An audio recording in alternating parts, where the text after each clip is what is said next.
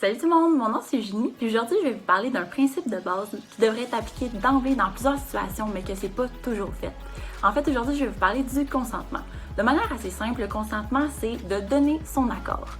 Ça doit être fait de manière manifeste, donc de manière évidente et certaine, et ça doit être un choix libre et éclairé. Ce que j'entends par là, c'est qu'il ne doit pas avoir de contraintes ou de mensonges à faire ce choix-là. Si on est une personne qui a été victime d'un geste à caractère sexuel, que ce soit avec ou sans contact physique, et ce sans qu'on ait donné notre consentement, eh bien, on est victime d'une agression sexuelle. Une des raisons pour lesquelles je vous aborde ce sujet-là aujourd'hui, c'est parce que les statistiques de 2018 et 2019 des CALAC sur les agressions sexuelles sont vraiment inquiétantes.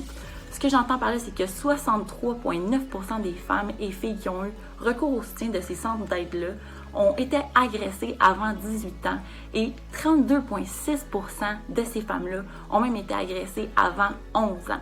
Vous vous en doutez, en fait, il y a plusieurs conséquences à être victime d'agression sexuelle. On parle du sentiment de honte et culpabilité, être à risque de dépression, l'anxiété, des difficultés relationnelles. On peut avoir des troubles sexuels et alimentaires et j'en passe.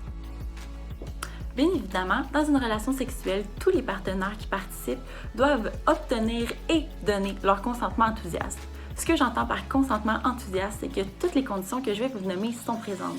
La première, c'est que chacun des participants a l'âge, l'état et se sent libre de faire leur choix par rapport à l'activité qui se passe. Deuxièmement, c'est qu'il consent à toutes les activités et il participe activement en fait.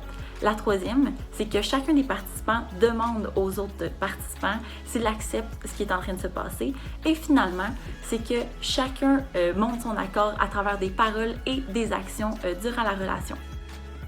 Il y a plusieurs situations où le consentement n'est pas valide. On parle de ces situations-là, en fait, quand il y a une des personnes qui est inconsciente, voire endormie, une personne intoxiquée ou droguée, une personne qui est victime de menaces ou pression, quelqu'un que son langage corporel dit non, une personne qui est en situation d'autorité, par exemple un enseignant envers une personne qui a moins de 18 ans. Dans ces cas-là, le consentement n'est pas valide et j'en passe. Il y a d'autres situations, évidemment.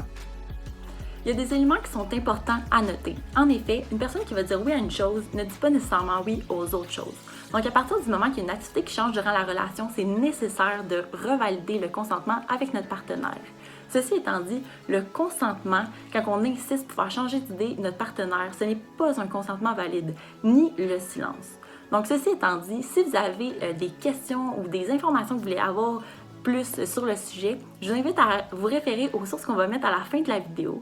Donc voilà, merci beaucoup pour votre écoute, j'espère que vous avez apprécié, puis on se dit à la prochaine dans une autre vidéo, si vous le désirez bien sûr.